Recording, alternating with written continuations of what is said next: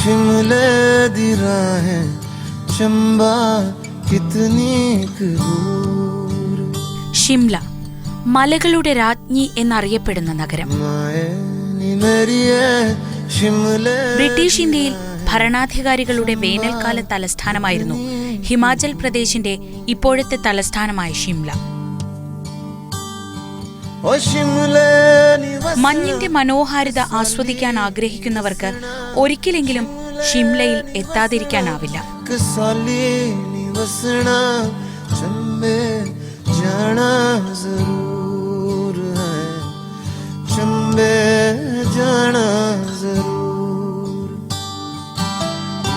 യാത്രയ്ക്കായി ആരംഭിച്ച് വിനോദസഞ്ചാരത്തിനായി പരിവർത്തനം ചെയ്യപ്പെട്ട കൽക്ക ഷിംല ടോയ് ട്രെയിൻ ഇന്നും സഞ്ചാരികൾക്ക് അത്ഭുതവും ആവേശവുമാണ്.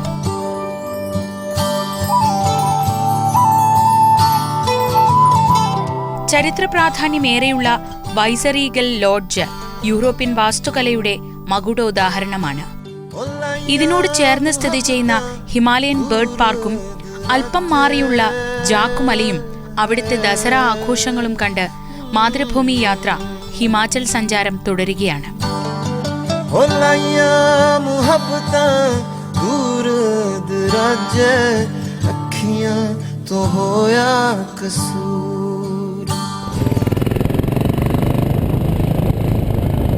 ഷിംലയിൽ നിന്ന് 13 കിലോമീറ്റർ ദൂരമാണ് കുഫ്രിയിലേക്ക്.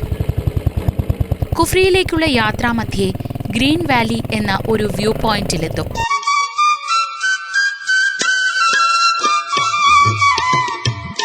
പച്ചപ്പ് നിറഞ്ഞു നിൽക്കുന്ന കാഴ്ചകളാണ് ചുറ്റും.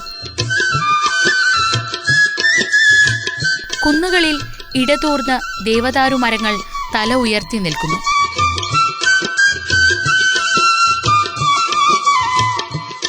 ദൂരക്കാഴ്ചയിൽ ദേവദാരു മരങ്ങൾ മാത്രമാണ് കാണുന്നതെങ്കിലും ജൈവ വൈവിധ്യത്തിന്റെ വലിയൊരു ശേഖരം തന്നെ ഇവിടുത്തെ വനഭൂമിയിലുണ്ട്.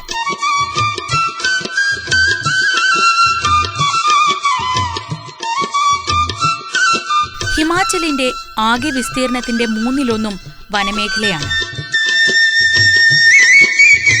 ഹിമാലയത്തിലെ ഇടതൂർന്ന വനങ്ങളിലേറെയും ഈ സംസ്ഥാനത്താണെന്നതാണ് ഏറ്റവും വലിയ പ്രത്യേകത.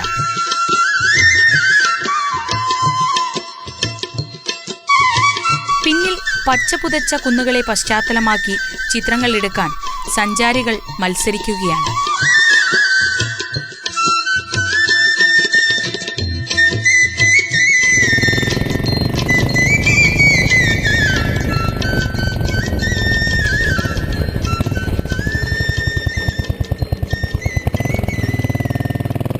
ഗ്രീൻ വാലിയും പിന്നിട്ട് യാത്ര കുഫ്രിയിലെത്തിയിരിക്കുന്നു.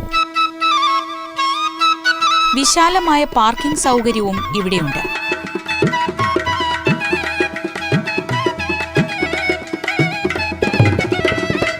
പാർക്കിംഗ് സ്ഥലത്ത് നിന്ന് മുകളിലേക്ക് വാഹനങ്ങൾ കടത്തിവിടാറില്ല.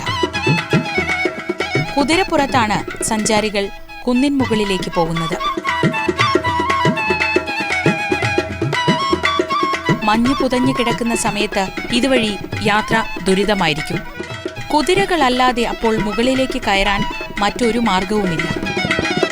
അതുകൊണ്ടാവണം കുതിരക്കാരുടെ ഉപജീവന മാർഗം കൂടി കണക്കിലെടുത്ത് കുന്നിൻ മുകളിലേക്ക് വാഹനത്തിന് പോകാനാവുന്ന വിധം റോഡ് പണിയാത്തത്. 500 രൂപയാണ് കുതിരപ്പുറത്തേറി കുന്നിൻ മുകളിലേക്കുള്ള യാത്രയ്ക്ക് ഈടാക്കുന്നത്.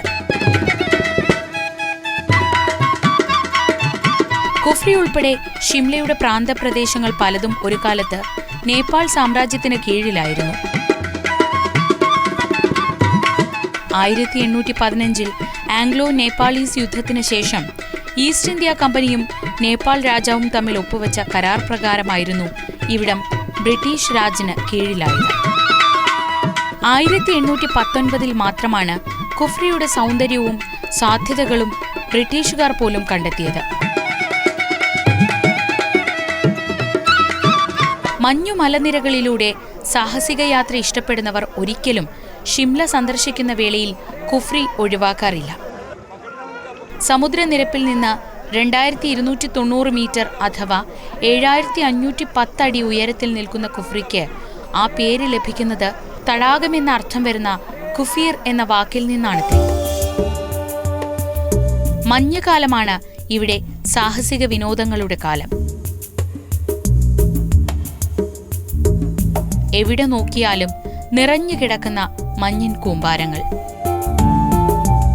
കുഫ്രിയിലെ മഞ്ഞ് തന്നെ ഒരു കാഴ്ചയാണ്. കുഫ്രിയെ ഏറെ ആകർഷകമാക്കുന്നതും മഞ്ഞിന്റെ ഈ സൗന്ദര്യമാണ്. മഞ്ഞുകാലമല്ലാത്തപ്പോൾ മറ്റ് വിനോദോപാധികളിലേക്ക് കുഫ്രി തിരിയും. പ്രദേശവാസികൾ ഇവിടെ യാക്കുകളെ ഒരുക്കി നിർത്തിയിരിക്കുന്നു.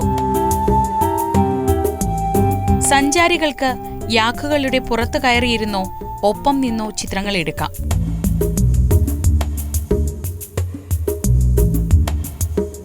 മറ്റു പല വിനോദസഞ്ചാര കേന്ദ്രങ്ങളെയും പോലെ ദൂരക്കാഴ്ചയിൽ അലോസരം സൃഷ്ടിക്കുന്ന വെച്ചുകെട്ടലുകൾ കുഫ്രിയിലുമുണ്ട്.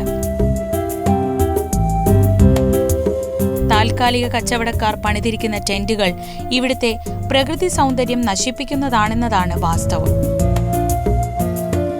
ഇവിടെയും ഒരു ഭാഗം മുഴുവനും കച്ചവടക്കാർ കൈയടക്കി വെച്ചിരിക്കുകയാണ്. ഒരു വശത്ത് കമ്പിളി വസ്ത്രങ്ങൾ, മറുവശത്ത് ചെറുഭക്ഷണശാലകൾ.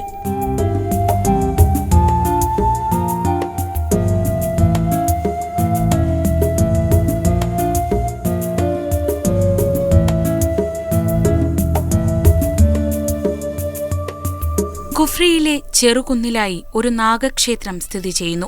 അധികം തിരക്കനുഭവപ്പെടാത്ത ഒരു സ്ഥലമാണിത്.